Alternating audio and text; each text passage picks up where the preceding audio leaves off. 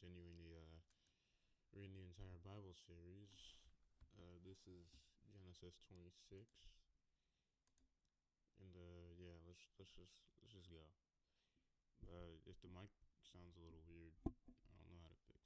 I don't know how to fix that because I tried turning the gain up a little bit, but I feel like I'd be too loud, and then I tried turning it down, and that did nothing. So if I'm just like really loud right now, then I guess just turn your volume down. Actually, I'm looking at OBS. I am very loud right now. Okay, so all right. So this is incredibly loud. Like you can hear everything in my room. So if I turn it down, oh then okay. All right. I think this will work. All right. So this should be good. I think. But anyway, let's move on. Esau moves. Now, these are the records of the descendants of Esau. Hold on, real quick. That's 10 chapters, so we'd be at 46. Ooh, so basically almost done with Genesis. Wow. Okay, anyway. Now, these are the records of the descendants of Esau, that is Edom. Esau took his 3 wives from the daughters of Canaan, Adah, the daughter of Elon the Hittite, and Oholibah, Oholibamah, Oholibamah, I'm just gonna call you Oho, the daughter of Anna, the son of Zibeon the Hivite, and Basmath. Basmath? I know that does not say base math. Base math, because they didn't speak English back then, obviously. So I'm just gonna call you Basmath. Ishmael's daughter, sister of Nebaioth, Ada bore Eliphaz to Esau, and Basmath bore Reuel, these names, and Oho bore Jewish, Jewish, Jewish, Jalam, and Korah. These are the sons of Esau born to him in Canaan. Now Esau took his wives and sons and daughters and all the members of his household and livestock and all his cattle and excuse me and all his possessions which he had acquired in the land of Canaan, and he went to a land from his brother Jacob, for their great flocks and herds and possessions made it impossible for them to live together in the same region. The land in which they lived temporarily could not support them because of their livestock. So Esau lived in the hill country of Seir. Esau is Edom. Yeah, we've made that discovery. Well, they made it for me. I didn't have to. I didn't have to do no scholarly work for that. Anyway, descendants of Esau. These are the records of the generations of Esau, the father of the Edomites, in the hill country of Seir. These are the names of Esau's sons: Eliphaz, the son of Ada, Esau's wife, and Reuel, the son of Basmath. Esau's wife, and the sons of Eliphaz were Timed, Omar, Zepho, Garam, and Kenaz. And Timnah was a was a concubine of Eliphaz, Esau's son, and she bore Amalek to Eliphaz. These are the sons of Ada, Esau's wife. These are the sons of Reuel, Nahath, Sarah, Shammah, and Mizah. These are the sons of Basmath. Esau's wife, Basmath, Esau's wife. And these are the sons of Oho, Esau's wife, the daughter of Anna, the son of Zibeon. She bore to Esau, Jush, Jalam, and Korah. These are the tribal chiefs of the sons of Esau. The sons of Eliphaz, the firstborn of Esau, chiefs: Timan, Omar, Zipho, Kenaz, Korah, Gatam, Amalek. These are the chiefs of Eliphaz in the land of Edom. They are the sons of they are the sons of Ada. These are the sons of Rehuel, Esau's son, Chief Nahath, Zerah, Shammah, and Mizah. These are the chiefs of Reuel in the land of Edom. They are the sons of Besmath, Esau's wife. Esau's wife. These are the sons of Ohol, Esau's wife. Chiefs bro. I'm reading it through my English lens, bro. Whatever. Jalam and Korah. These are the chiefs born of Ohol, daughter of Anna, Esau's wife. These are the sons of Esau, that is Edom, and these are the chiefs. These are the sons of Ser, the Horite, the inhabitants of the land: Lotan, Shobal, Zibeon, Anna, Dishon, Ezer, and Dishon. Bro, they made up ghetto names before ghetto names even existed. Now I'm playing. Dishon.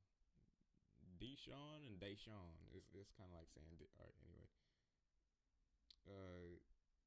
Also, I was gonna say dish. I was gonna say it's kind of like saying dish on and then Deshaun. I was just gonna emphasize how ghetto it sounded. Anyway, these are the chiefs of the Horites, the sons of Seir in their land of Edom, the sons of Lotan and Hori and Hemam, Ebal, Shephel, and Onam. These are the sons of Zibeon, Aya, and Anna. This is the Anna who found the hot spring in the This is the Anna who found the hot spring in the wilderness as he pastured the donkeys of Zibeon his father. The children of Anna are these: Dishon and Ohol, Esau's wife, the daughter of Anah. These are the sons of Dishon: Hemdan, Ishban, Ithran, and Cheran. Ezer's sons are these: Bilhah, Zaphan, and Akan. The sons of Dishon are these: Uz and Aran. The Horite chiefs are these chiefs: Lotan, Shobal, Zibeon, Anna, Dishon, Ezer, and Dishon. These are the Horite chiefs according to their various clans in the land of Seir. And these are the kings who reigned in the land of Edom before any king reigned over the Israelites. Bela, the son of Beor, reigned in Edom, and the name of his city was Dinhabah. Now, Bela died, and Jobab, the son of Zerah of Bozrah, reigned as his successor. Then Jobab died, and Husham of the land of the Temanites reigned as his successor. And Hushman died, and Hadad, the son of Bedad, who defeated Midian. No, that sounds like Midian in the country of Moab, reigned as his successor. The name of his walled city was Avith. Hadad died, and Samlah of Masrekah succeeded him. Then Samlah died, and Shaul of Rehoboth on the river Euphrates reigned as his successor. And Shaul died, and Baal-Hanan, son of Achbor, reigned as his successor. Baal-Hanan, the son of Achbor, died, and Hadar reigned as his successor. His walled city was Pau. His wife's name was Mehetabel, the daughter of Matred, the daughter of Mizahab. And these are the names of the tribal chiefs of Esau, according to their families and places of residence. By their names, chiefs Timnah, Alva, Jephthah, Oho, Elah, Pinon, Kenaz, Teman, Mibzar, Magdiel, and Aram. These are the tribal chiefs of Edom, that is, Esau, the father of the Edomites, according to their dwelling places in the land of their possession. Alright, cool. Fucking. There we go. Alright.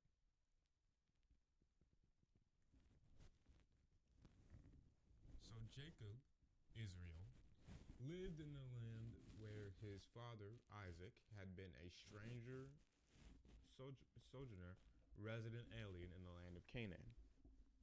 These are the generations of Jacob.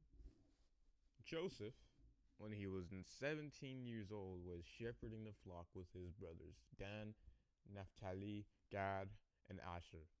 The boy was with the sons of Bilhah and Zilpah, his father's secondary wives. And Joseph brought back a bad report about them to their father. Now Israel, now is now Israel, Jacob loved Joseph more than all his children because he was the son of his old age, and he made him a distinctive children because he was the son of his old age, and he made him a. Did I just read that twice? I did. Oh my gosh, go down. Anyway, multicolored tunic, and he made him a distinctive multicolored tunic. His brothers saw that their father loved Joseph more than all his brothers, so they hated him and could not find it within themselves to speak to him on friendly terms. Now Joseph dreamed a dream, and he told it to his brothers, and they hated him even more. He said to them, "Please listen to the details of this dream which I have dreamed. We, brothers, were binding sheaves of grain stalks in the field, and lo, my sheaf suddenly got up and stood upright and remained standing, and behold, your sheaves stood all around my sheaf and bowed in respect." His brothers said to him, "Are you actually going to reign over us? Are you really going to rule and govern us as your subjects?" So they hated him even more for telling them about his dreams and for his arrogant words. Y'all some haters, man. Y'all some haters. But Joseph dreamed still another dream and told it to his brothers as well. He said, "See here, I have again dreamed a dream, and lo, this time I saw 11 stars, and the sun and the moon bowed down in respect to me." He told it to his father as well and as to his brothers. But his father rebuked him and said in disbelief, "What is the meaning of this dream that you have dreamed? Shall I and your mother and your brothers actually come to bow down to the ground in respect before you?" Joseph's brothers were envious and jealous of him, but his father kept the words of Joseph in mind, wondering about their meaning. Then his brothers went to pasture their father's flock near Shechem. Israel, Jacob, said to Joseph, "Are not your brothers pasturing the flock at Shechem? Come, and I will send you to them." And he said, "Here I am, ready to obey you." Then Jacob said to him, "Please go and see whether everything is all right with your brothers and all right with the flock. Then bring word back to me." So he sent him from the Hebron valley, and he went to Shechem. Now a certain man found Joseph and saw that he was wandering around and had lost his way in the field. So the man asked, "What are you looking for?" Okay, it's probably asked way less rude than that. "What are you looking for?" He said, "I am looking for my brothers. Please tell me where they are pasturing our flocks." Then the man said, "They were here, but they have moved on to this place. Had moved on from this place. I heard them say, 'Let us go to Dothan.'" So Joseph went after his brothers and found them at Dothan. The plot And when they saw him from a distance, even before he came close to them, they plotted to murder him. They said to one another, "Look, here comes this dreamer. Now then, come and let us murder him and throw him into one of the pits, cisterns, underground water storage. Then we will say to our father, a wild animal has killed and devoured him, and we shall see what will come before of his dreams." Now Reuben, the eldest, heard this and rescued him from their hands and said, "Let us not murder this child." Reuben said to them, "Do not shed his blood, but instead throw him alive in the pit that is here in the wilderness, and do not lay a hand on him to murder him." He said this so that he could rescue him, from them and return him safely to his father. Wow. Now when Joseph reached his brothers, they stripped him of his tunic. Dang. They stripped him of his tunic, the distinctive multicolored tunic which he was wearing. Then they took him and threw him in the pit.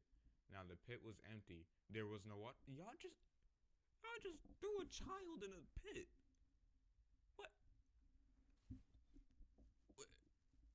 Yeah. Then they sat down to eat their meal. When they looked up, they saw a caravan of Ishmaelites coming from Gilead, east of the Jordan, with their camels bearing ladanum resin for perfume, and balm and myrrh, going on their way to carry the cargo down to Egypt. Judah said to his brothers, "What do we gain if we kill our brother and cover up his blood? Murder. See, I was right in saying murder." Obviously, it's a murder, and it's not surprising. "Come, let us instead sell him to these Ishmaelites and Midianites, and not lay our hands on him, because he is our brother and our flesh." Oh, so you're just now coming to that conclusion? Like what? What? Okay. Anyway, so his brothers listened to him and agreed. Then, as the Midianites and Ishmaelites traders were passing by, the brothers pulled Joseph up and lifted him out of the pit, and they sold him to the Ishmaelites for 20 shekels of silver. And so they took Joseph as a captive into Egypt. Now Reuben, unaware of what had happened, returned to the pit, and to his great alarm found that Joseph was not in the pit. So he tore his clothes in deep sorrow. He rejoined his brothers and said, "The boy is not there. As for me, where shall I go? To hide from my father? Where shall I go to hide from my father?" Then they took Joseph's tunic, slaughtered a male goat, and dipped the tunic in the blood. And they brought the multicolored tunic to their father, saying, "We have found this. Please examine it and decide whether or not it is your son's tunic." He recognized it and said, "It's my son's tunic. A wild animal has devoured him."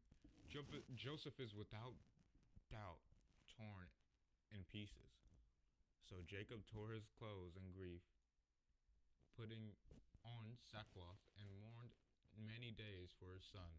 Then all his sons and daughters attempted to console him, but he refused to be comforted and said, "I will go down to Sheol, the place of the dead, in mourning for my son." And his father wept for him. Meanwhile, in Egypt, the Midianites sold Jacob as a slave to Potiphar, and an officer of Pharaoh, and a captive of the royal guard. Yo, this is a villain in the making. Although, if you've ever been to Sunday school, I think I have. I don't remember. But if you've ever been to Sunday school, or if you've even ever been in children's church, you already know how the story's gonna end. You should already know. But this is also. I just wanted to say, I was literally just about to say, we have not seen the word Lord yet. When we pass Genesis 36, and look at that, we got Lord. So God is still relevant in this story. Obviously, it's the Bible, but I was just saying, we haven't seen him, we have seen him, but he just hasn't showed up yet. But here he is. Anyway, Judah and Tamar. Now at that time, Judah left his brothers and went down to stay with a certain I was about to say Abdul. Adulamite named Hira. There, Judah saw a daughter of Shua, a Canaanite, and he took her as his wife and lived with her. So she conceived and gave birth to a son, and Judah named him Then she conceived again and gave birth to a son and named him Onan. Again she conceived and gave birth to still another son and named him Shelah. It was a Chezib that she gave birth to him. It was at Chezib, not H. It was at Chezib that she gave birth to him. Now Judah took a wife for his firstborn. Her name was Tamar, but Judah's firstborn, was evil in the sight of the Lord, and the Lord killed him in judgment. Like he can't do that now. He can still do that now. Just letting you know. Then Judah told Onan, "Go to your brother's widow and perform your duty as a brother-in-law under the levirate marriage custom. Be her husband and raise for the name of your brother, and raise children for the name of your brother." Onan knew that the child hair would not be his, but his dead brother's. So whenever he lay with his brother's widow, he spilled his seed on the ground to prevent conception. What the heck? What? Okay. All right. So that he would not give a child to his brother. But what he did was displeasing in the sight of. Yeah. Yeah. Who was this? Onan? Onan, you did this? But what he did was displeasing in the sight of the Lord. Therefore, he killed him also in judgment. Now, I'm sure God was patient with him, but you know, you got what was coming to you, man. Like you did that. Whatever. I mean, it was like whatever. Then Judah said to Tamar, "What a goofy." What? Anyway, then Judah said to Tamar, his daughter-in-law, "Remain a widow at your father's house until Shelah, my youngest son, is grown." But he was deceiving her, for he thought that if Shelah should marry her, he might die like his brothers did. So Tamar went and lived in her father's house. But quite a while later, Judah's wife, the father of Shua, died, and when this time of mourning was ended, he went up to his sheep shearers at Timnah with his friend Hira and the the Adulamite. Tamar was told, "Listen to your father-in-law. Listen. Oh, bruh, there's no two right there. Anyway, listen. Your father-in-law is going up to Timnah to shear his sheep." So she removed her widow's clothes and covered herself with a veil and wrapped herself up in disguise and sat in the gateway of Enaim, which is on the road to Timnah. For she saw that Shelah had grown up and she had not been given to him as a wife, as Judah had promised. When Judah saw her, he thought she was a temple prostitute, for she covered her face as such women did. He turned to her by the road and said, "Please, let me lie with you," for he did not know that she was his daughter-in-law. And she said, "What will you give me that you may lie with me?" She's even acting like a prostitute. She's acting like it. He answered, "I will send you a young goat from the flock." And she said, "Will you give me a pledge as a deposit until you send it?" He said, "What pledge shall I give you?" She said, "Your seal and your cord and the staff that is in your hand." So he gave them to her. You simp. You absolute simp. So he gave them to her and was intimate with her, and she conceived by him. Then she got up and left, and removed her veil and put on her widow's clothing. When Judah sent the young goat by his friend the Adulamite to get his pledge back from the woman, he was unable to find her. He asked the men of that place, "Where's the temple prostitute who was here by the roadside at Enaim?" They said there was no prostitute here. So he returned to Judah and said, I cannot find her. Also, the local men said there was no prostitute around here. Then Judah said, Let let her keep the things pledge articles for herself. Otherwise, we will be a laughing stock, searching everywhere for her. After all, I sent this young goat, but you did not find her. I'm already laughing. I'm already laughing. I don't even know how this is about to end. This is about to end.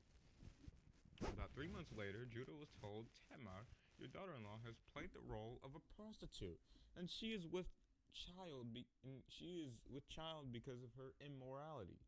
So Judah said, bring her out and let her be burned to death as punishment. You were part of the issue. While she was being brought out, she took the things Judah had given her and sent them along with the message to her father-in-law, saying, I am a child by the man to whom these articles belong. And she added, please examine them carefully and see to whom these things belong, the seal and the cord and staff. Judah recognized the articles and said, she has been more righteous in this matter than I, because I did not give her to my son Shelah, as I had promised. And Judah did not have intimate relations with her again. Well, that was very interesting. Although, Judah was the one that fell into temptation. Although I also see a problem with Tamar not having an issue with having sex with your daughter, your father-in-law. Pretty weird, honestly. Anyway, now when the time had come for her to give birth, there were twins in her womb, and she was in labor. One baby put out his hand, and the midwife took his hand and tied a scarlet thread on it, saying, this one was born first. But he pulled back his hand, and his brother was born first. And she said, what a breach you have made for yourself to be the firstborn. So he was named Perez. Break forth. Afterward, his brother, who had the scarlet thread on his hand, was born and was named Zerah, brightness. Lit. The days. Lit.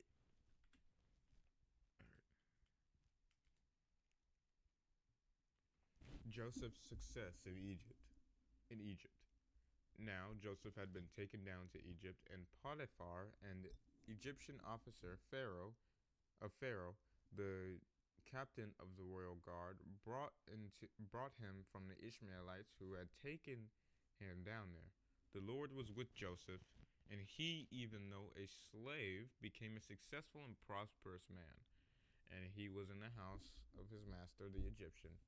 Now his master saw that the Lord was with him, and that the Lord caused all that he did to prosper, succeed in his hand.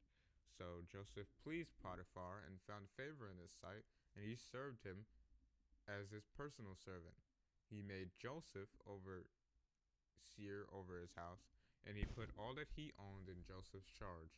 It happened that from the time that he made Joseph overseer in his house, and put him in charge over all that he owned, that the Lord blessed the Egyptian's house because of Joseph. So the Lord's blessing was on everything that Potiphar owned, in the house and in the field. So Potiphar left all that he owned in Joseph's charge, and with Joseph there, he did not need to pay attention to anything except the food he ate. Now, Joseph was a handsome and attractive in form and appearance. Then after a time, his master's wife looked at Joseph with desire. Whoa. And she said, lie with me. But he refused and said to his master's wife, look, with me in the house, my master does not concern himself with anything. He has put everything that he owns in my charge. He is not greater in this house than I am, nor has he kept anything away from me except you, because you are his wife. How then could I do this great and evil sin against God and your husband? And so And so it was that she spoke to Joseph persistently day after day. Yo, she's down bad. What the heck? But he did not listen to her plea to lie beside her or to be with her. Then it happened one day that Joseph went in the house to attend to his duties, and none of the men of the household was there in the house. She caught Joseph by his outer robe, saying, "Lie with me." But he left his robe in her hand and got out and ran and got outside. That yo,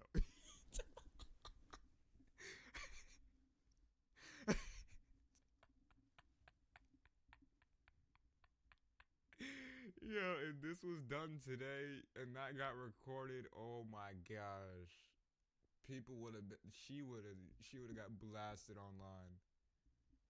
Oh my gosh, that she would have absolutely got blasted online. Oh my gosh. Imagine trying to sleep with someone.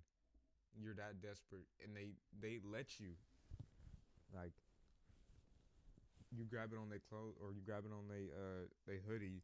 They let you have the hoodie and then run away. Oh my gosh.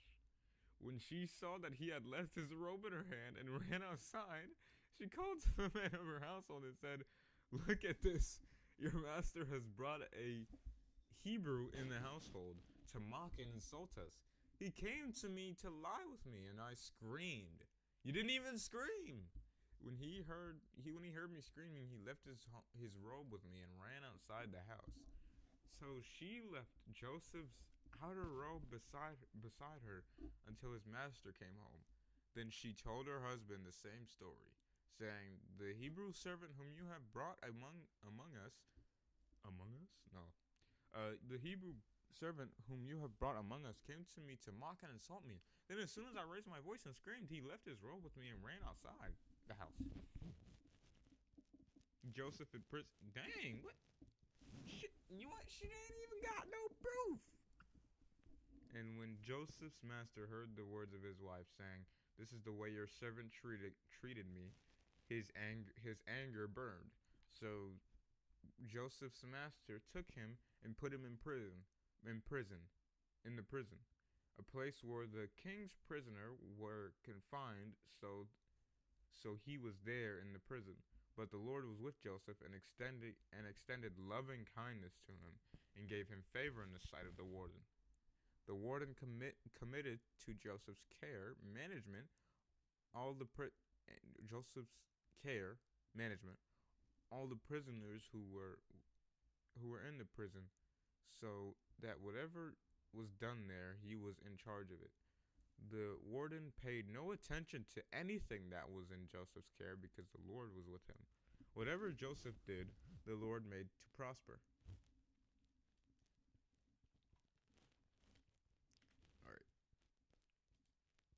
Joseph interprets a dream, not in terms, whatever. Joseph interprets a dream.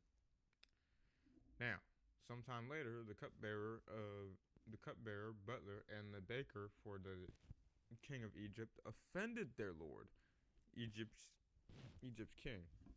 Oh. Anyway, Pharaoh. Shit. Wait, it actually gives us the name of the Pharaoh. Wow.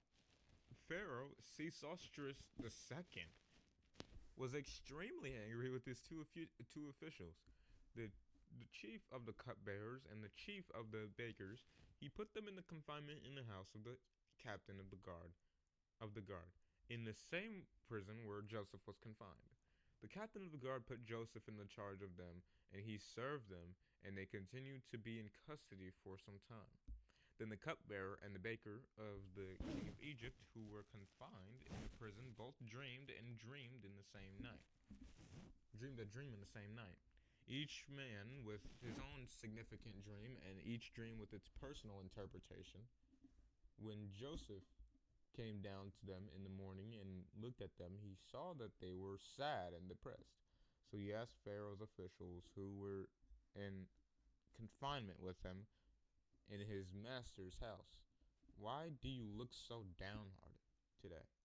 And they said to him, "We have each dreamed distinct dreams, and there is no one to interpret them."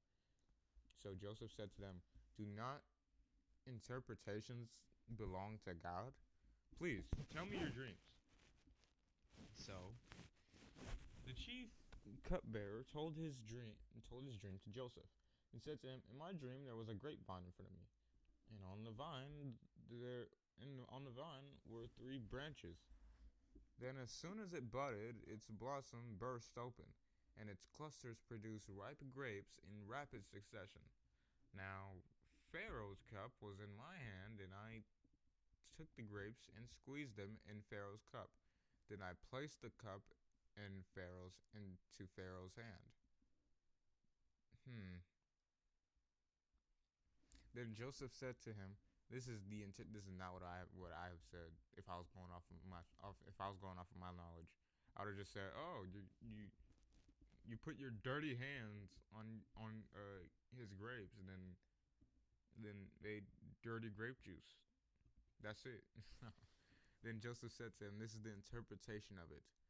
The three branches represent 3 days. With 3 more days, Pharaoh will lift up your head, present you in public, and restore you to your position. And you will again put Pharaoh's cup in his hand, just as you did when you were his cupbearer. Only think of me when it goes well with you, and please show me kindness by mentioning me to Pharaoh and get me out of this house. For in fact, I was stolen from the land of the Hebrews by unlawful force, and even here I have done nothing for which they should put me in the dungeon." When the chief baker saw that the interpretation of the dream was good, he said to Joseph, "I also dreamed, and in my dream there were 3 cake baskets on my head, and in the top basket there were some of all sorts of baked food for Pharaoh, but the birds of prey were eating these foods out of the basket on my head." Joseph answered, "This is the interpretation of your dream. The 3 baskets represent 3 days. With 3 more days, Pharaoh will lift up your head and will hang you on a tree, gallows pole, and you will not so much as be given a burial, but the birds will eat your flesh." Whoa!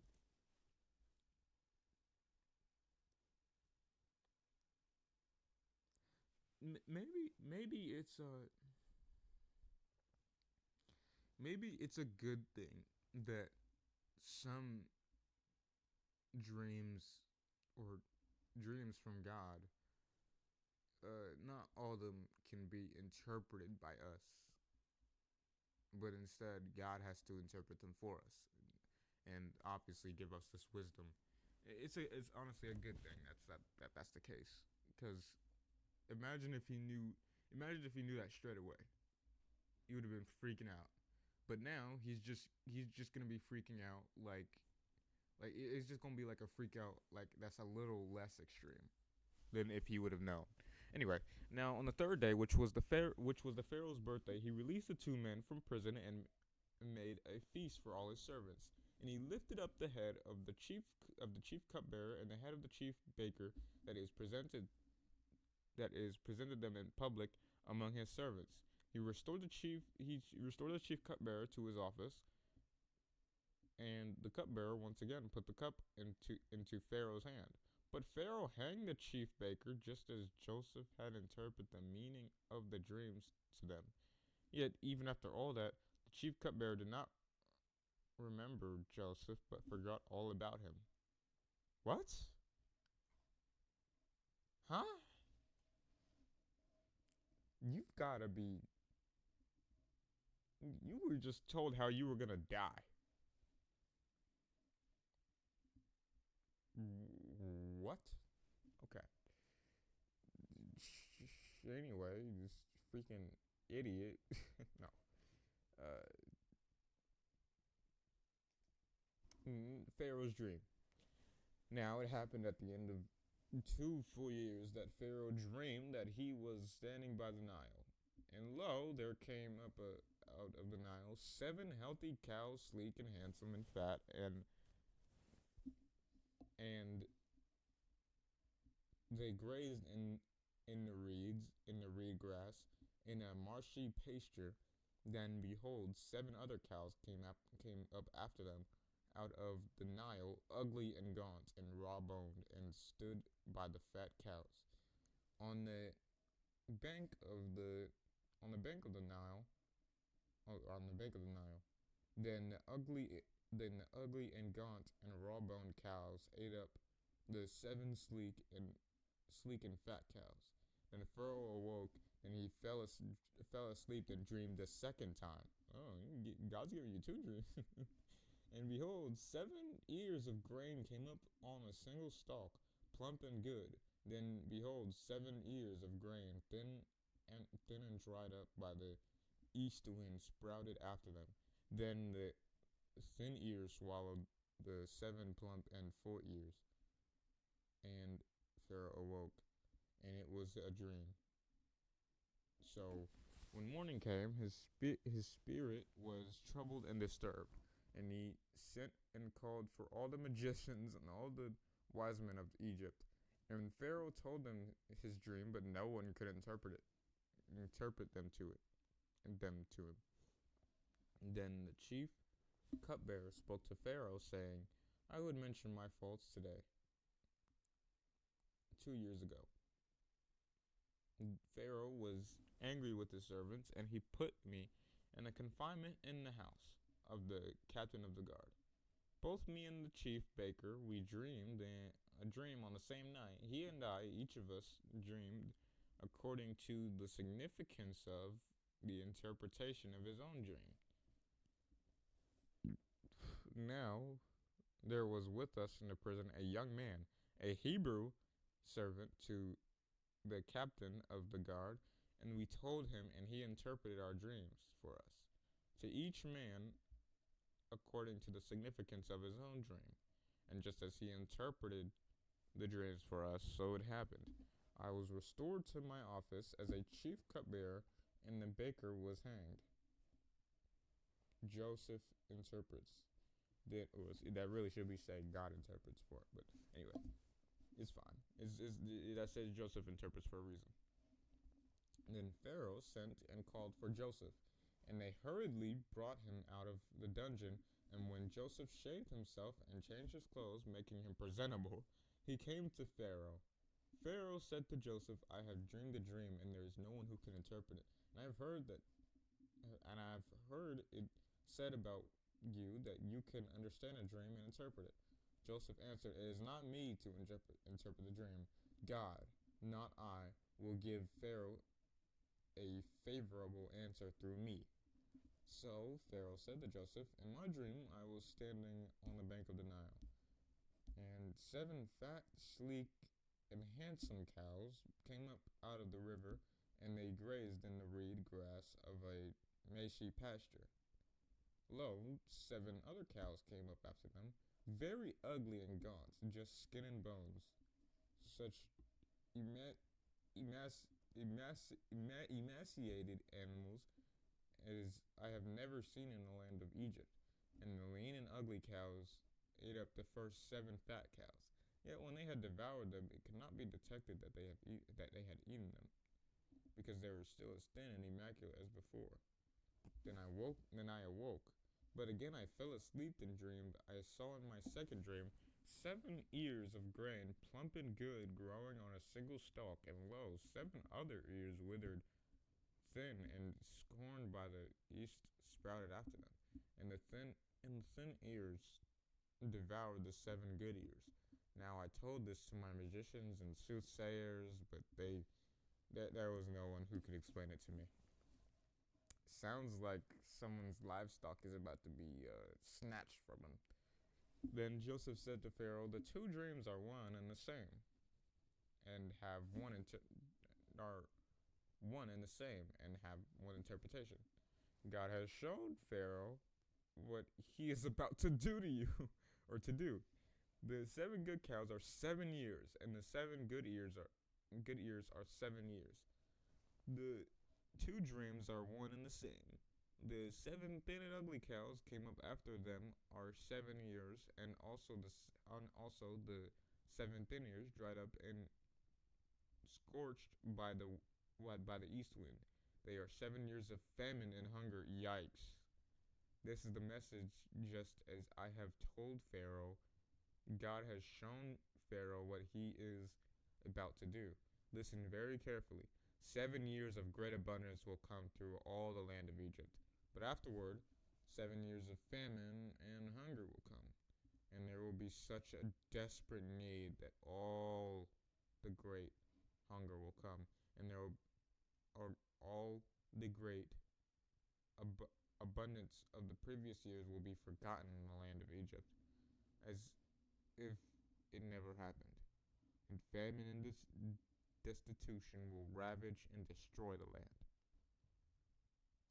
So the great abundance will become forgotten in the land because of that subsequent famine, for it will be very severe.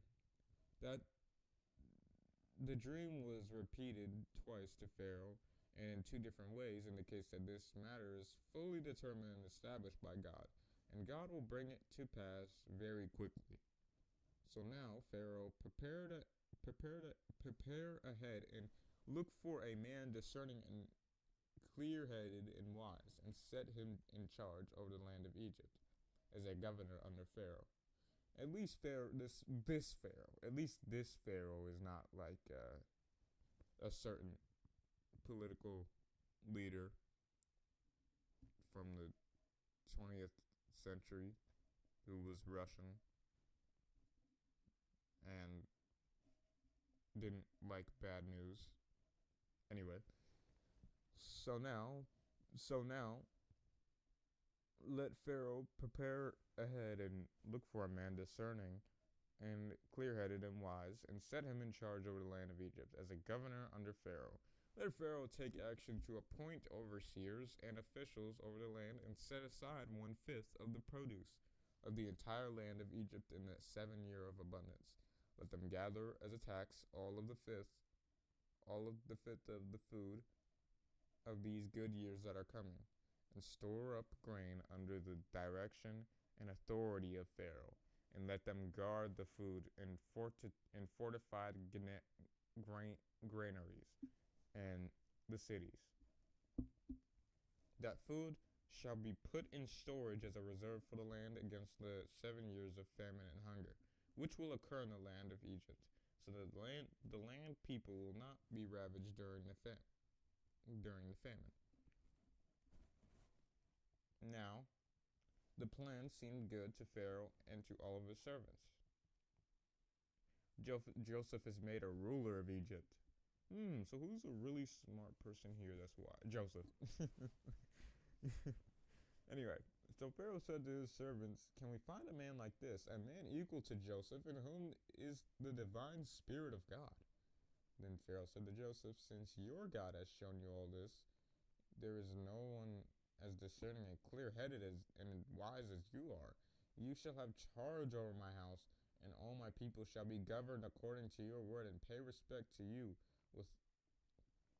with reverence, submission, and obedience. Only in matters of the throne I will be greater than you in Egypt." Then Pharaoh said to Joseph, "See, I have set you in charge over all the land of Egypt." Then Pharaoh took off his signet ring from his hand, and put it on Joseph's hand, and dressed him in official vestments of fine linen, and put a gold chain around his neck. Oh man, drippy.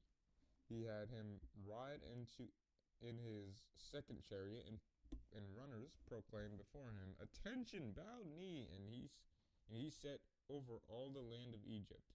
Moreover, Pharaoh said to Joseph, "Though I am Pharaoh, yet with your permission shall no man raise his hand to do anything or set foot to go anywhere near in all land of Egypt. All classes of people shall submit to your authority." Then Pharaoh named Joseph Zaphenath Paneah, and he gave him Asenath, the daughter of Potiphar, priest of On Heliopolis in Egypt, as his wife. And Joseph went out over all the land of Egypt to inspect and govern it. Now, Joseph had been in Egypt 13 years and was 30 years old when he stood before Pharaoh, king of Egypt. Joseph departed from the presence of Pharaoh and went through all the land of Egypt performing his duties. In the 7 abundant years, the earth produced handfuls for each seed planted, and Joseph gathered all the surplus food of the 7 good years in the land of Egypt and stored enormous quantities of the food in the cities. He stored away in every city the food collected for its own surrounding fields. Thus Joseph gathered and stored up grain in great abundance like the sand of the sea until he stopped counting it, for it cannot be measured. The sons of Joseph. Now, 2 sons were born to Joseph before the years of famine came, whom Asenath, the daughter of Potipharah, priest of On, bore to him. Joseph named the firstborn Manasseh, causing to forget. For he said, God has made me forget all my trouble and hardship and all the sorrow of the loss of my father's household. He has named the second son Ephraim, fruitless, for God has caused me to be fruitful and very successful in the land of my suffering. When the 7 years of plenty came to an end in the land of Egypt, the 7 years of famine began to come, just as Joseph said they would. The famine was in all the surrounding lands, but in the land of Egypt there was bread, food. So when all the land of Egypt was famished, then the people cried out to Pharaoh for food, and Pharaoh said to all the Egyptians, "Go to Joseph, do whatever he says to you." When the famine was spread over all the land, Joseph opened all the storehouses and sold surplus grain to the Egyptians, and the famine grew extremely severe in the land of Egypt. And the people of all countries came to Joseph to buy grain because the famine was severe over all the known earth.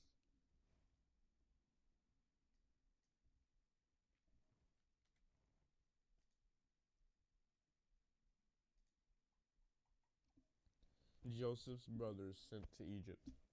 Now, when Israel, learned that there was grain in Egypt, he said to his sons, "Why are you staring at one another in bewilderment and not taking action?" He said, "I have heard that there is grain in Egypt. Go down there and buy some grain for us, so that we may live and not die of starvation." So 10 of Joseph's brothers went out to buy grain in Egypt. But Jacob did not send Benjamin, Joseph's younger brother, who with his brothers, for he said, "I'm afraid that some harm or injury may come to him." So the sons of Israel came to Egypt to buy grain along with others who were coming, for famine was in the land of Canaan also. Now Joseph was the ruler over the land, and he was the one who sold the grain to all people of the land. And Joseph's half brothers came and bowed down before him with their faces to the ground. When Joseph saw his brothers recognized him, but hiding his identity, he treated them as strangers and spoke harshly to them. He said to them, "Where have you come from?" And they said, "From the land of Canaan, to buy food." Joseph recognized his brothers, but they did not recognize him. Joseph remembered the dreams he had dreamed about them and said, "You are spies. You have come with a malicious purpose to observe the undefeated parts of our land." But they said to him, "No, no, my lord, for your servants have only come to buy food. We are the sons of one man. We are honest men. Your servants are not spies." Yet he said to them, "No, you have come to see the undefended part of our land." But they said, "Your servants are 12 brothers in all, and the sons of one man in the land of Canaan. Please listen. The youngest is with our father today, and one is no longer alive." Joseph said to them, "It is as I said to you. You are spies. In this way, you shall be tested by the life of Pharaoh. You shall not leave this place until your younger brother comes here." Send one of you back home and let him bring your brother here, while the rest of you remain confined, so that your words may be tested to see whether there is any truth in you and your story, or else, by the life of Pharaoh, certainly you are spies. Then Joseph put them all in prison for 3 days. Dang! is Joseph playing a prank, or is he? What is? He's dang. Now Joseph said to them on the third day, "Do this, and you may live, for I fear God. If you are an honest man, let one of your brothers be confined in your place here, in your place here in prison. But as for the rest of you, go and carry grain for the famine in your household. But bring your youngest brother to me, so your words will be verified, and you will not die." And they did so. And they said to one another, "Truly we are guilty regarding our brother Joseph, because we saw the distress and anguish of his soul when he pleaded with us to let him go, yet we would not listen to his cry. So the distress and anguish has come on by us, or has come on us." Reuben answered them, "Did I not tell you, do not sin against the boy, and you would not listen? Now the accounting for his blood is required of us, for we are guilty of his death." They did not know that Joseph understood their conversation, because he spoke to them through an interpreter.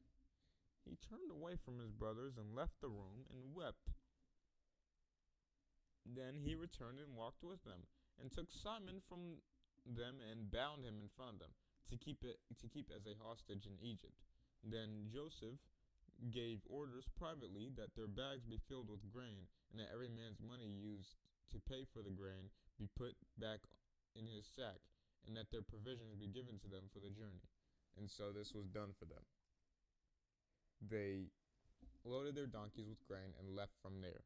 In the lodging place, as one of them opened his sack to feed his donkey, he saw his money in the openings of his sack, and he said to his brothers, "My money has been returned. Here it is in my sack." And their hearts sank, and they were afraid and turned trembling to one another, saying, "What is this that God has done for us?" The return of Canaan. When they came to Jacob, their father in the land of Canaan, when they came to Jacob, their father in the land of Canaan, they told him everything that happened to them, saying, "The man who is the Lord of the land spoke harshly to us and took us for spies of the land. But we told him, 'We are honest men, we are not spies. We are 12 brothers, sons of our father.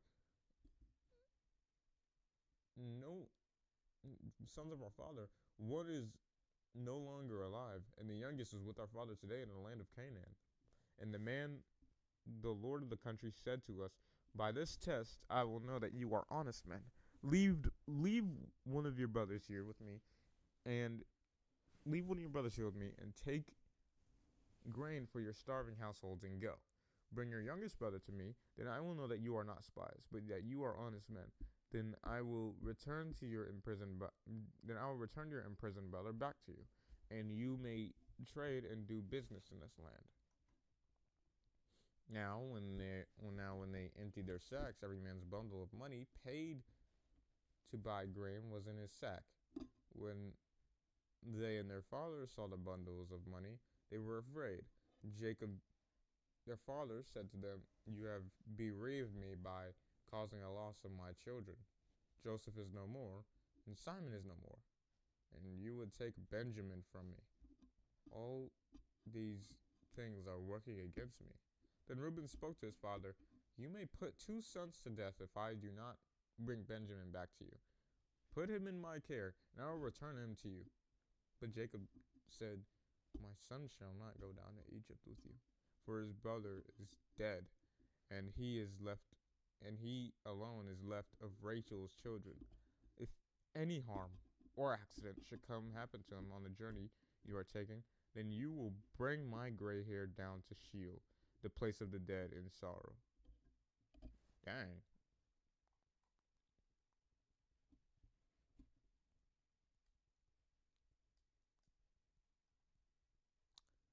The return of Egypt.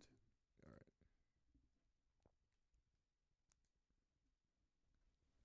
Now the famine was very severe in the land of Canaan, and it happened that when the families of Jacob's sons had finished eating all of the grain which they had brought from Egypt, their father said to them, "Go and buy us a little food." But Judah said to him, "Oh gosh." But Judah said to him, "The man representing Pharaoh solemnly and sternly warned us, saying, 'You will not see my face again unless your brother is with you. If you will send our brother to us, we will go down to Egypt and buy food. But you will not send him. We will not go down there, for the man said to us, 'You will not see my face until your brother is with you.'" And Israel, Jacob said, "Why did you treat me so badly by telling the man that you had another brother?" And they said, "The man asked the straightforward questions about ourselves and our relatives. He said, 'Is your father still alive? Have you another brother?' And we answered him accordingly. How could we possibly know he would say, 'Bring your brother down here to Egypt'?" This is funny. How could we possibly know that he would say, 'Bring your brother down here to Egypt'?" Judah said to Israel, his father, "Send the young man back. Send the young man with me, and we will go up. We will get up and go buy food, so that we may live and not die of starvation. We, as well as you and our little ones, I will be security, a guarantee for him. You may hold me personally responsible for him. If I do not bring him back to you and place him safely before you, then let me bear the blame before you forever. For if we had not delayed like this, surely by now we would have returned the second time." Then their father Israel said to them, If it must be so, then do this. Take some of the choicest products of the land in your sacks, and hold on, I couldn't see for a second. Then their father Israel said to them, "If it must be so, then do this. Take some of the choicest products of the land in your sacks, and carry it as a present of tribute to the man representing Pharaoh.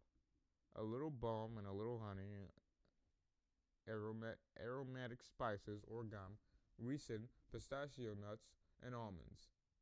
Take double the amount of money with you, and take back the money that was returned in the opening of your sacks.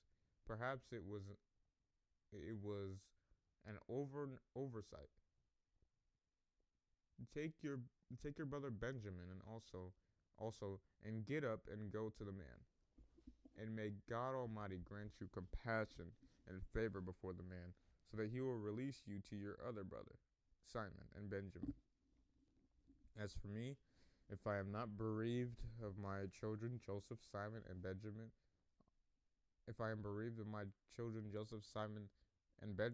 I am bereaved."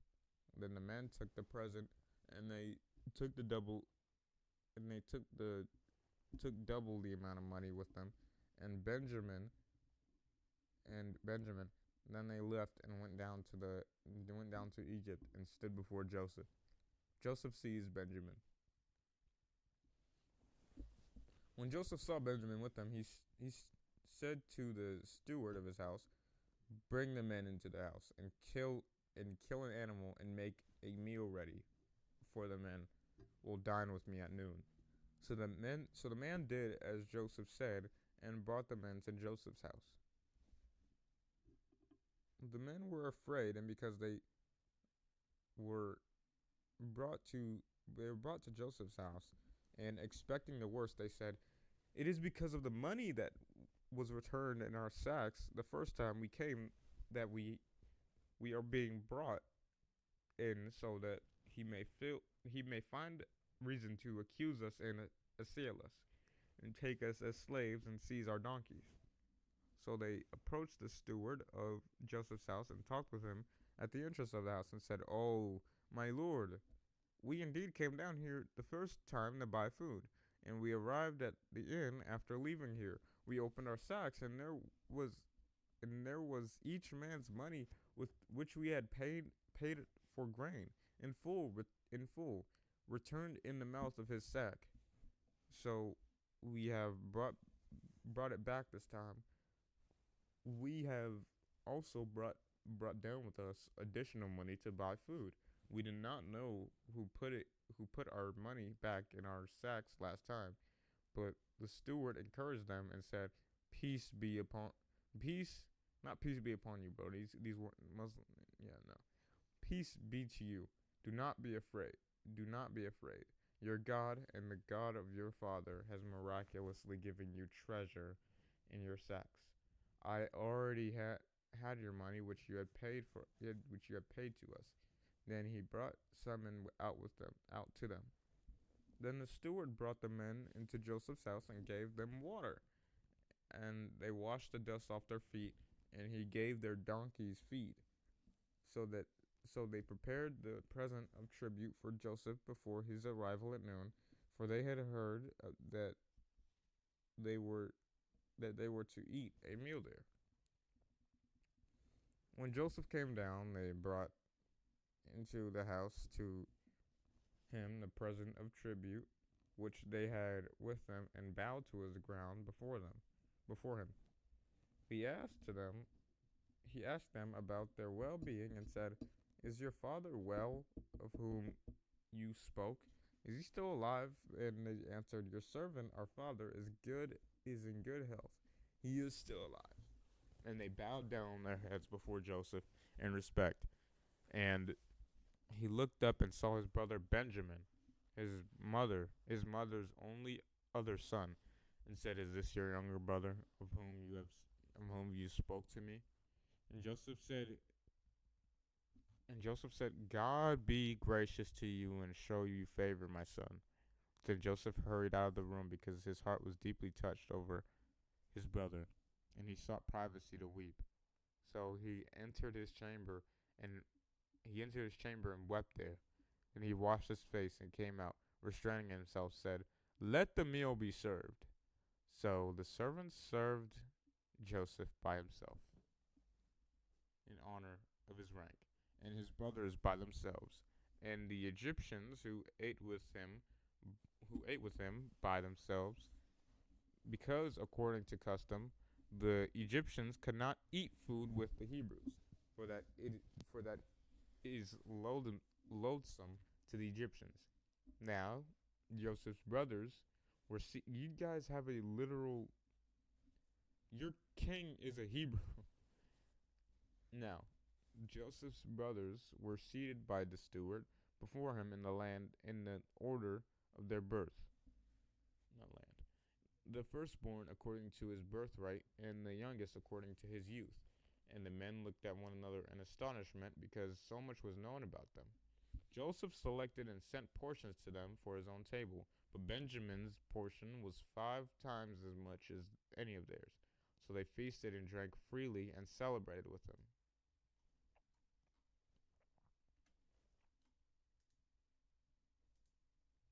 The brothers are brought back. And he commanded the steward of his house, saying, "Fill the man's sacks with food, and as much as they can carry, and put every man's grain money in the mouth of the sack. Put my personal cup, the silver cup, in the mouth of the sack of the youngest with his grain money." And the steward did as Joseph had told him. As soon as the morning was light, the men were sent away, they and their donkeys.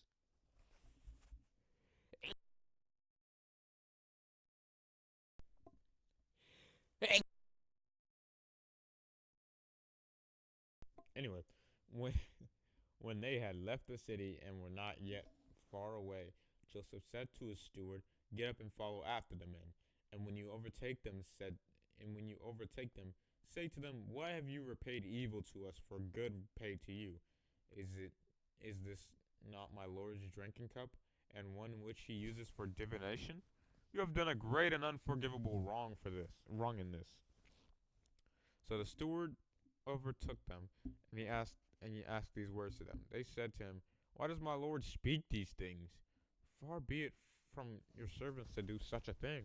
Please remember the money which we have found in the mouths of your sacks we have brought back to you from the land of Canaan.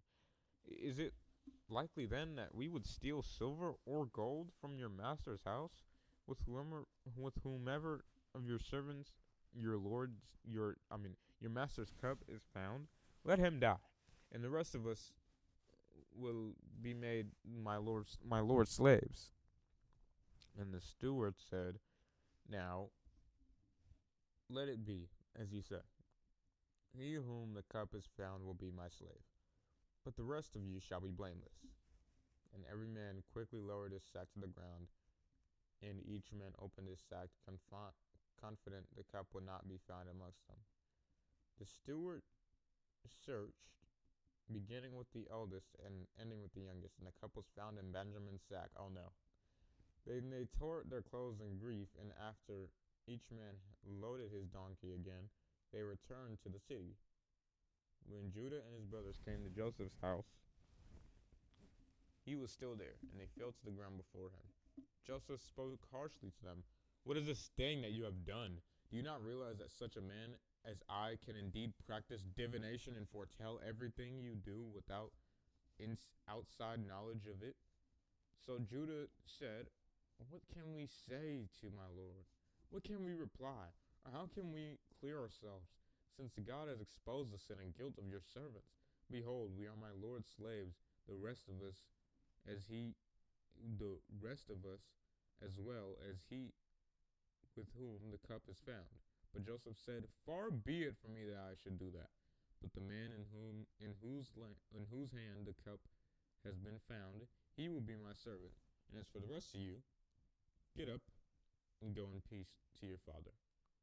Then Judah approached him and said, Oh, my lord, please let your servant say a word to you in private, and do not let your anger blaze against your servant. For you are equal to Pharaoh. So I speak as if directly to him.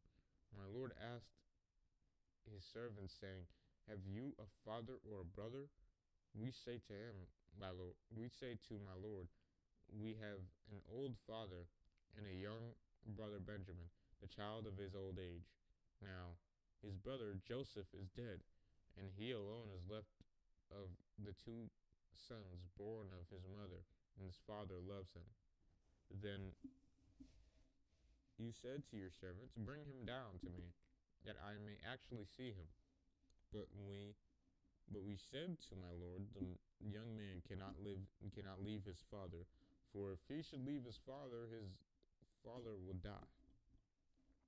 You said to your servants, Unless your youngest brother comes with you, your father shall not see my face again. You shall not see my face again, not your father. You shall not see my face again. So we went back to your servant, my father. We told him what my lord had said. Our father said, Go back to Egypt and buy us a little food. But we said, We cannot go down to Egypt if our youngest brother is with us. We cannot go down to Egypt if our youngest brother is with us. Then we will go down there, for we were sternly told that we cannot see the man's face unless our youngest brother is with us. Your servant, my father, said to us, You know that my wife Rachel bore me only 2 sons, and one son went out from me and said, Surely he is torn to pieces, and I have not seen him since. If you take this one also from me, and harm or an accident happens to him, you will bring me gray hair to Sheol in sorrow. Now, therefore, when I come to your servant my father, and the young man is not with us, since his life is bound up in the young man's life, when he sees that the young man is not with us, he will die, and your servants will bring gray hair of your servant our father to Sheol in great sorrow. For your servant became security for the youngest man to my father, saying, If I do not bring him back to you, then let me bear the blame before my father forever. Now, therefore, please let your servant Judah remain here instead of the youth to be a slave to my lord. And let the young man go home with his brothers. How can I go up to my father if the young man is not with me? For I fear that I would see tragedy that would overtake my elderly father if Benjamin does not return. Alright. Joseph shows kindness to his brothers. Then Joseph could not control himself any longer in front of all those who attended him, and he called out, "Have everyone leave me." So no man stood there when Joseph revealed himself to his brothers. Joseph wept aloud, and the Egyptians who had just left heard it, and the household of Pharaoh heard it. Then Joseph said to his brothers, "I am Joseph. Is my father still alive?" But his brothers were speechless, for they were stunned and dismayed by the fact that they were in Joseph's presence. And Joseph said to his brothers, "Please, come to me. Come closer to me." And they approached him and said, "I am your brother. I am Joseph, your brother, whom you sold into Egypt. Sold into Egypt. Now do not be distressed or angry with yourselves because you sold me here. For God sent me ahead of you to save life and preserve our family. For the famine has been in the land these 2 years, and there are still 5 more years in which there will be no plowing and harvesting. God sent me to Egypt ahead of you to preserve for you a remnant on the earth, and to keep you alive by a great escape. So now it was not you who sent me here, but God, and he has made me a father to Pharaoh, and lord of all his household, and a ruler over all the land of Egypt. Hurry and go to my father and tell him your son Joseph says this to you. God has made me lord of all Egypt. Come down to me, do not delay. You shall live here in the land of Goshen, the best pasture land of Egypt, and you shall be close to me, and your children and your grandchildren, your flocks and your herds, and all you have. There I will provide for you and sustain you, so that you and your household and all that are yours may not be impoverished, for there are still 5 years of famine to come. Look, your eyes see, and the eyes of my brother Benjamin see, that I am speaking to you personally in your language and not through an interpreter. Now, you must tell my father of all hurry and bring my father down here." Then he embraced his brother Benjamin's neck and wept, and Benjamin wept on his neck. He kissed all his brothers and wept on them. Afterward, his brothers talked with him. When the news was heard in Pharaoh's house that Joseph's brothers had come, it pleased Pharaoh and his servants. Then Pharaoh said to Joseph, Tell your brothers, do this. Load your animals and return them to the land of Canaan without delay. And get your father and your household and come to me. I will give you the best of the land of Egypt, and you will eat the finest produce of the land. Now you, brothers of Joseph, are ordered by Pharaoh. Do this: take wagons from the land of Egypt from your little ones and for your wives, and bring your father and come. Do not be concerned with your goods, for the best of all the land of Egypt is yours.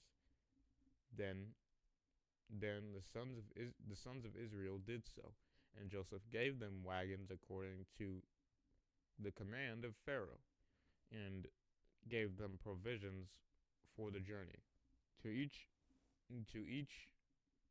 of them Joseph gave changes of clothing, but to Benjamin he gave 300 pieces of silver and 5 changes of clothing. To his father he sent the following 10 male donkeys loaded with good things of Egypt, and 10 female donkeys loaded with grain and bread and provision for his father. to supply all who were with him on the journey. So he sent his brothers away, and as they departed, he said to them, "See that you do not quarrel on the journey, and how to explain this to your father." So they went up to Egypt and came to the land of Canaan, to Jacob their father. And they said to him, "Joseph is still alive, and indeed he is the ruler of all the land of Egypt." But Jacob was stunned, and his heart almost stopped beating, because he did not believe them. When they told him everything that Joseph had said to them, and when the wagons which Joseph had sent to him, had sent to carry him, the spirit of their father Jacob revived. What the heck? And Israel, Jacob said, "It is enough. Jacob, my son, is still alive. I will go and see him before I die." They almost killed this man. He nearly had a heart attack. So Israel set out with all that he had and came to Beersheba, where both his father and grandfather had worshipped God, and offered sacrifices to the God of Isaac, or to the God of his father Isaac. And God spoke to Israel in visions of the night, and said, "Jacob, Jacob." And he said, "Here I am." And he said, "I am God, the God of your father. Do not be afraid to go down to Egypt, for I will make you your descendants a great nation there. I will go down to Egypt. I will go down with you to Egypt, and I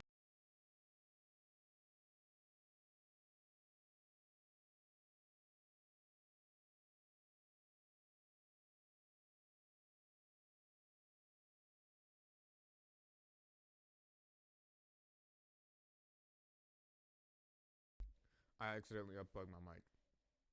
Anyway, and he said, "I am the God. I am the God. I am God, the God of your father. Do not be afraid to go down to Egypt, for I will make you your descendants a great nation there. I will go down with you to Egypt, and I will also surely bring you your people up again." And Joseph with his hand will, Joseph will put his hand on your eyes to close them at the time of your death. So Jacob set out from Beersheba, and the sons of Israel carried their father Jacob and their children and their wives in the wagons that Pharaoh had sent to carry them. And they took their livestock and the possessions which they had acquired in the land of Canaan, and came to Egypt, Jacob and all his descendants with him, his sons and grandsons, his daughters and his granddaughters, all his descendants he brought with him to Egypt. Those who came to Egypt. Oh, it was a party. Now these are the names of the sons of Israel, Jacob and his sons who went to Egypt. Reuben, Jacob's firstborn, the son of Reuben, Hanok, Palu, Hezron, and Carmi, the sons of Simon, Jemuel, Jamin, Ohad, Jachin, Zohar, and Shaul, the son of a Canaanite woman, the sons of Levi, Gershon, Kohath, and Merari, the sons of Judah, Onan, Shelah, Perez, and Zerah. But and Onan died in the land of Canaan. And the sons of Perez were Hezron and Hamul. The sons of Issachar, Tola, Puva, Job, and Shimron. The sons of Zebulun, Sirid, Elon, and Jahlil. These are the sons of Leah, whom she bore to Jacob in Padanaram, with his daughter Dinah, and all his sons and daughters numbered 33. The sons of Gad, Ziphion, Haggai, Shuni, Esbon, Eri, Arodai, and Erilai, the sons of Asher, Imnah, Ishva, Ishvi, Beriah, and Sarah, their sister, and the sons of Beriah, Heber, and Malchiel. These are the sons of Zilpah, the maid, whom Laban gave to Leah, his daughter, when she married Jacob. And she bore to Jacob these 16 persons, two sons and 14 grandchildren. The sons of Rachel, Jacob. I wasn't laughing at that, by the way. I was laughing at something else. Jacob's wife, Joseph, and Benjamin. Now to Joseph in the land of Egypt were born Manasseh and Ephraim, whom Asenath, the daughter of Potiphar, priest of On, Heliopolis in Egypt, bore to him. And the sons of Benjamin, Bela, Becher, Ashbel, Gera, Naaman, Ehi, Rosh, Mupim, Hupim, and Ard. These are the sons of Rachel who were born to Jacob. There were 14 persons in all, two sons and 12 grandchildren. The son of Dan, Hushim. The sons of Naphtali, Jazil, Guni, Jezer, and Shillem. These are the sons of Bilhah, the maid whom Laban gave to Rachel, his daughter, when she married Jacob. And she bore these to Jacob. There were 7 persons in all, 2 sons and 5 grandchildren. All the persons who came with Jacob in Egypt, who were direct descendants, not counting the wives of Jacob, or Jacob's sons, were 66 persons in all. And the sons of Joseph, who were born with him in Egypt, were 2. All the persons of the house of Jacob, including Jacob and Joseph and his sons, who came into Egypt, were 70. Now Jacob, Israel, sent Judah ahead of him to Joseph to direct him to Goshen. And they came into the land of Goshen. Then Joseph prepared his chariot and went up to meet Israel, his father, in Goshen. As soon as he presented himself before him, authenticating his identity, he fell on his father's neck and wept on his neck a very long time. And Israel said to Joseph, "Now let me die in peace, since I have seen your face and know that you are still alive." Joseph said to his brothers and to his father's household, I will go up and tell Pharaoh and say to him, my brothers and my father's household who were in the land of Canaan have come to me, and the men are shepherds, for they have been keepers of livestock, and they brought their flocks and their herds and all that they have, and it shall be that when Pharaoh calls you and says, "What is your occupation?" you shall say, "Your servants have been keepers of livestock for our youth until now, both we and our fathers before us, in order that you may live separately and securely in the land of Goshen, for every shepherd that is repulsive to the Egyptians." Wow. That was a lot. So that's it. That's it for